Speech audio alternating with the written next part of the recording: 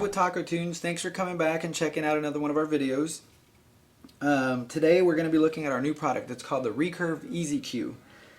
A lot of you guys are aware over the last 7 years here at Taco Tunes we've been developing products specifically for Toyotas. I should say audio products.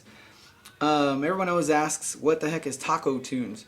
Well, originally we started producing products for Tacomas, and a lot of people call them tacos. So over the past 7 years, we've expanded into Toyota Tundras, Camrys, Highlanders, pretty much just about every Toyota that's being made, from probably about 05 and up. So be sure to check out all of our products specifically for your Toyota. Anyhow, during that time frame, we've had a lot of people ask us, man, I'd really like to add an amp or amplifiers to my Toyota, but I'm not really sure how to, but I want to keep my stock head unit. And we used to tell everybody, man, it's really not a good idea to keep the stock head unit. You've got a lot of challenges to overcome. And today what we're actually going to do is we're going to show you how to overcome the challenges and add an amplifier or amps to your stock head unit. So what I'm going to do is, let me see, I guess I should probably explain. There's 3 different challenges in adding an amplifier to your stock head unit. The first one is a physical challenge. The second one is the audio frequency has been altered on in the head unit. And the third one is you've got to deal with wiring, color codes, schematics, all kinds of stuff. So what I'm going to do is I'm actually going to just kind of rearrange here and then address each of the challenges and then show you how we can overcome them so you guys can add an amp to your stock head unit. Alright, so I'm going to pause here. I'm going to sort of move some stuff around and then we'll address each of the challenges. Alright guys, did some rearranging. Here we're looking at the backside of a stock Toyota head unit. This right here is actually an aftermarket, a little Pioneer head unit. It's a nice little head unit. And I'm going to explain, or I'm going to basically, I'm going to explain challenge number 1.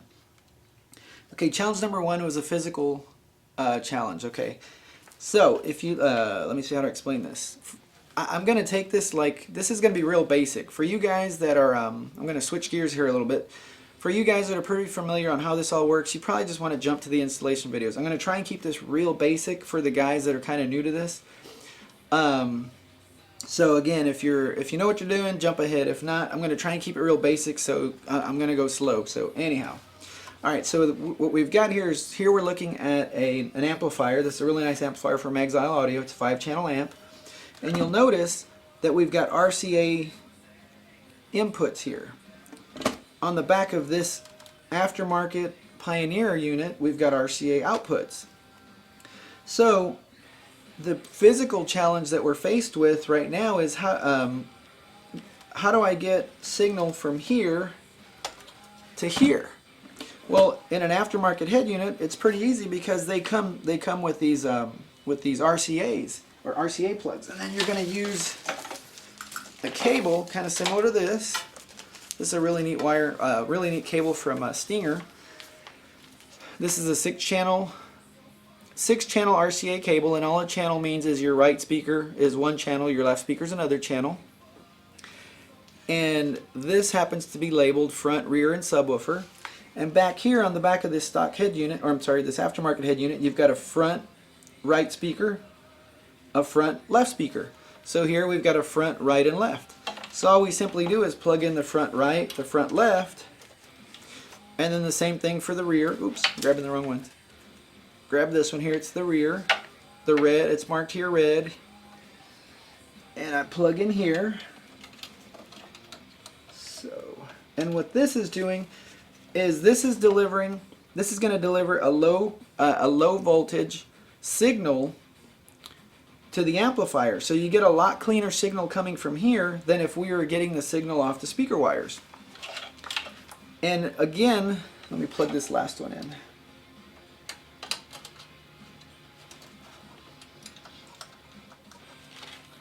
Gosh, I can't see it. There we go. Okay, now the other side of the cable has the same, the other side of the RCA would plug into the amplifier over here. I won't bore you with plugging them in. So now we've got signal coming from here to here, and we can take that signal and amplify it and have a really nice sound system. So the physical challenge is, how do we get from here? I don't have, there's no RCA cables or RCA plugs on the back of this unit, so how do I get the signal from here to here? That's our first challenge. Okay, the second challenge is the audio frequency. We have a really cool video on this. So, a lot of people kind of tend to get scared when we start talking audio frequency and crossovers. And if you guys follow this whole installation routine, by the end of the installation, you'll know probably 95, 98% of what you need to get it all done. All right. So anyhow, Toyota, like a lot of other manufacturers, have what's the word? They've detuned the system. And most people ask me, what the heck does detune mean, Rob? Well, detune means that if you look at the stock speaker, you'll notice this is a pretty common speaker in a lot of the newer Toyotas. You're going to see this in just quite a few of them. The Camrys, the Tundras, the Tacomas, the Highlanders. There's quite a few of them. I'm not going to go through all of them, but anyhow, the problem is if you look at this speaker, it's very, very low end. I mean, a lot of car manufacturers use really cheap speakers, and the problem with that is, if you try and apply a lower frequency like bass, this speaker won't be able to handle that amount, the lower bass notes. So at higher volumes, it will tend to distort. So what Toyota and a lot of other manufacturers do is they reduce the bass coming to here, so that way you can still turn the volume up on your speaker and on your stereo. Your speaker can produce some sound, but it won't distort. The same thing, notice there's no real tweeter in here. So they detune the highs, or they bring the highs down, and the reason they do that again is because the speaker can't produce that sound. So the challenge becomes, now you're trying to send signal from here to an amplifier. So if you start off with a crappy signal here, you're going to end up with a crappy signal here, and even on your new speakers, you're not going to get the full output range that you're looking for. So that's our second challenge, is the audio frequency range has been detuned or has been adjusted. All right, now the third challenge, let me see, I'm going to pause here for a second, I'll grab me some water, and then I'll hit the third challenge. Alright, here you're looking at the back of your stock head unit. Here, what we've done is we're mimicking your Toyota. Here you're looking at some stock wiring that you'd see in your inside of your vehicle. And I guess I should explain. This right here is a music box that we've put together. And what I mean by music box is it's actually on 4 wheels. We've got an internal battery, a subwoofer, speakers. It's basically a rolling music box that we take to the river. We're taking this music box, we're mimicking the inside of your Toyota, so that way we can show you how this all ties together. Okay, so here you're looking at the stock wiring that's inside in your Toyota. And I'll go ahead and plug this in. Alright, so when you're looking at the back of when you're inside your truck or car or whatever, and you're looking inside or in the back side of the head unit, you're going to find these 2 plugs. So challenge number 3. How the heck am I going to get the signal that I need from here to there? Well, in the past, what you'd have to do, most people would have to cut all this open, start digging through the wires and trying to figure out, geez, which color is which? Have to figure out, okay, am I going to strip this? So they'd strip the wire away, solder it, then they'd have to make extensions and all kinds of crazy stuff. What you might end up with is something like this. This particular case, instead of soldering, this person used a bunch of taps. And the problem with taps are that the taps tend to come loose, and then you end up with flaky signal over time.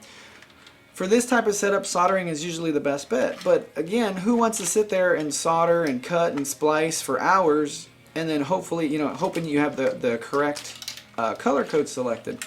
So that's our third challenge, is how am I going to get the signal from here to there and figure out all these colors, all these color and wiring codes. Alright, so next thing I'm going to do is I'm going to pause here, make a couple of adjustments again, and then I'm going to show you how we're going to overcome each of these challenges to help you get your amplifier hooked up to your stock head unit. Alright, we're back. In case you're wondering, I had to plug in the charger. I didn't realize the battery inside the box was dying, so it's been sitting here for a while. I haven't used it in a long time. Anyhow, here we're looking at the stock head unit in a 2014 Toyota Tundra. This particular unit is the Entune Plus with navigation. So it's got a bunch of the apps. It's got a lot of really cool features. The only problem is that it just doesn't produce really good sound. So what I'm going to do for the 2014 Tundra, I'm going to show you how to overcome the three challenges we're faced with, or that we've discussed earlier in the video. So, and then I want to overcome the three challenges and be able to add an amplifier to this to my stock head unit.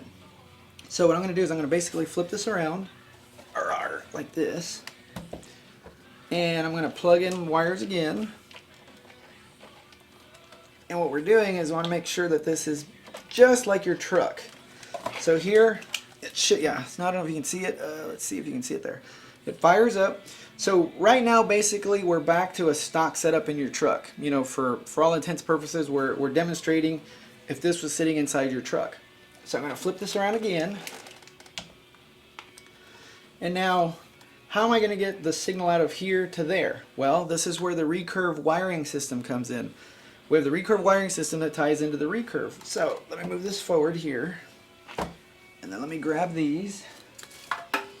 Alright, now before I pop these in here, I don't want you guys to get intimidated because it looks pretty scary at first for you new guys. Alright, let me move this forward a little bit. Okay. Here you're looking at the wiring system for the Recurve. And the reason that there's such big long bundles are there's about 20 foot of leads here, so you can mount the Recurve just about anywhere you want in your Tundra. So, how does this all work? Well, check this out. It's really cool and easy. All you've got to do is you unplug here, unplug the 10 pin, unplug the 6 pin, and in case you haven't seen it, let me get a close up. You pinch these here and you pull them out, and sometimes they can be a little bit of a booger. So anyhow, you take the wiring from the Recurve. This happens to be the 10 pin. I'm going to plug the wire into here. Then I'm going to plug the stock wire into here. And then I'm going to do the same with my 6 pin, which I dropped. Okay, so here's the 6 pin. Plug this into here. Plug this into here. And now what we've done is we have access to the signal that we need for the to feed to the amplifier. These wires are going to run to the Recurve, and I'll show you the Recurve itself in just a second. So what we've done, which is really cool, we've got the signal we need, but as you can tell, we did no wire cutting, splicing, or anything. Saves you a ton of time, makes it really easy. And another cool thing is when you're done with, let's say you have the truck for a couple years and you want to go to the newer version, you can undo all this, put it back to stock, and you don't have to worry about, you don't have to worry, you didn't cut anything, you didn't splice anything, everything goes right back into place. Alright, so we're going to flip this around and you can see the unit's back on. So at this point, all you've done is pull the head unit out, and of course we've got a video on that. You've put the wiring system in place, and now we're going to take these long cables, and then I'm going to show you how they tie back to the Recurve, and then I guess I've got to show you the Recurve now. Alright, so I'm going to pause here again, make a couple of adjustments, and then crack open the Recurve. Alright guys, here you're looking at the Recurve EZQ. This particular unit is our 3rd version. Man, we've been working on this thing for about 3 years. Finally got it the way we like it, and it's ready to be shipped out. Finally. I guess what I'll do is I'll kind of give you a quick overview on it, and then show you how it all works. Okay, first off, what we're going to do is on this side we have the inputs, and what I mean by inputs, we're going to take the output from the head unit, we plug it into here, and then the Recurve filters the signal coming through here. We make adjustments here, and then on this side this goes out to the amp. Now it all might seem a little intimidating, but we'll send you a template, or we'll put a template online for your particular vehicle.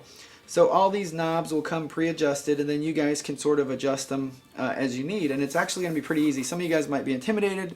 Don't be, it's really easy. We made it super easy because, one, you don't have to hook it up to your PC and worry if it's going to work with your PC or your Mac. The other thing is we've made it to where you don't lose any of the functionality in your head unit. Everything works just like it did before, except now you have great sound because we're taking the signal coming off the back of the head unit, feeding it into here. We're fixing the audio frequency range, and then we're fixing the physical challenge by providing RCA outputs that go to the amplifier. So here we've made this super easy for you guys, where there's no more cutting, splicing, nothing. And then instead of just, in the past, some people would use what you call a line out converter. The problem with a line out converter is it can't fix the signal coming from here to there. So you might end up with a loud stereo, but it doesn't sound right. What this does is it allows you to adjust those frequencies, and again, we'll help you get this set up. We'll send you a template, and then we'll explain what each of these knobs do in the installation videos, and then you actually can tune it. You know, I want a little more bass, I want a little less bass, or I want, you know, more highs. So we'll actually, in an installation video, we're going to actually walk you through setting all this up. So what I'm going to do, just for the sake of the video and just the introduction, I'm going to take another EZQ that's all wired up, and then I'm going to basically show you how it all plugs in, and that's pretty much it. So if you're interested in purchasing the product, obviously we have it online. Make sure you're going to need to make sure you specify the year and the model of your Toyota, and then we'll make sure to send you the correct harness. Now, this is one thing I need to be sure you guys are aware of. If you have the JBL setup, that's the upgraded aftermarket kit from Toyota. You need to let us know. Right now, you have to use a totally different harness or a totally different setup. So if you have the JBL and you don't let us know, it's not going to work for you. Great thing is not that many, or the great thing for us, I guess, is not that many people are using the JBL setup. So if you don't have the JBL, great. This will be a lot easier than if you do have the JBL. The JBL requires a few extra steps. So again, just to summarize, from the head unit, we gained access to the signal with the Recurve wiring system.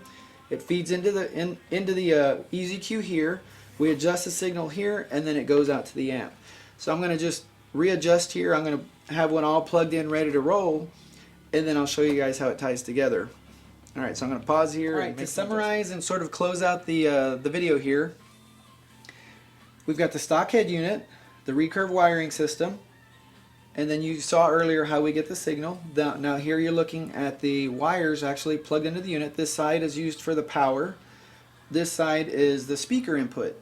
So what the Recurve is doing is it's taking the signal from the head unit, cleaning it up here, and then here we're overcoming again, we're overcoming the audio frequency challenge, and here we're overcoming the physical challenge, because now we've got outputs, RCA outputs, to the amplifier. So in a nutshell, what we've done is we've overcome every single obstacle that we've always seen and have tried to avoid by, you know, we've had a lot of customers say, hey, I really want to add an amplifier. Well, in the past, all you could do is something like this. Let me see, I think I have one up here. It is. You could take what they call a line out converter, and it's kind of similar to this almost. However, the only function that this thing can do is you can only boost or reduce the signal, the overall signal. You can't adjust the frequency or the frequencies that need to be adjusted. You want to be able to have the frequencies match all the way across the board, and as we mentioned earlier, the subwoofer frequencies have been lowered and the tweeter frequencies have been lowered. So what we need to do is we want to match all those frequencies across the board, so we feed a good clean signal to the amplifier, and in the end we end up with really good sound system. The problem in the past, like I said, is with a line out converter you can't fix those flat areas. So you'd end up with a loud system, but then it just didn't sound right. It'd sound muffled, or the bass would sound, just funky. So again, this unit takes care of all that. We've addressed every challenge. We've made it super easy, super fast, and if you look at our installation videos, we'll actually help you get this all set up in your vehicle. But anyhow, I could keep babbling and rambling, but I won't. So you can tell I'm pretty excited about it. So anyway, be sure to check out the installation videos. Don't forget to check out our other products for your Toyota. Don't forget to subscribe. Don't forget to like us on Facebook. Follow us on Twitter, Instagram, all that good social media stuff, because that way you can keep up on latest products. We actually have a new product coming out soon. that I'm pretty excited about as well. And again, it's geared, it's strictly audio products. So anyhow, be sure you subscribe and keep up with us, because we got a lot of cool stuff coming. Thanks again for taking the time. I apologize for all the rambling, and we're out.